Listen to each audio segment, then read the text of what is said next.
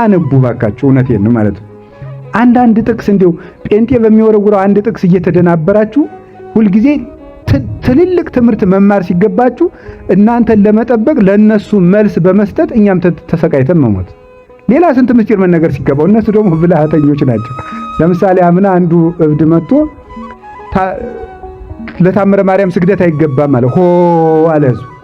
ለሱ መልስ የሆነ ቀን ደግሞ ይመጡና ደግሞ ገድለ ተክለ ሃይማኖት ስተት አለበት ደግሞ ለሱ መልስ ደግሞ አሁን ምክንያቱም ያለ የቤት ስራ እንዳንቀመጥ ነው። ለ6 ወር አንድ የቤት ስራ ይሰጡናል።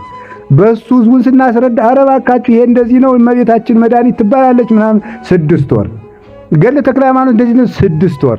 ነገ ደግሞ ገድለ ክርስቶስ ሰምራ ይላል። የኢትዮጵያ ገድል ተቆጥሮ ላይ ያልቅ ነገር ይመጣና ደግሞ ገድለ ክርስቶስ ሰምራ ስተት አለበት። ትክክል ናት እናታችን እንደዚህ ናት 6 ወር። እናንተም በምልአት ትምህርት ቢኖራችሁ እንደዚህ ያለውን ነገር መምህራን አልነበረም መልስ የሚሰጡት፣ ራሳችሁ ነበር መልስ የምትሰጡት። ትልልቅ ትምህርት እንድንማር አንብቡ፣ ማወቅ አለባችሁ።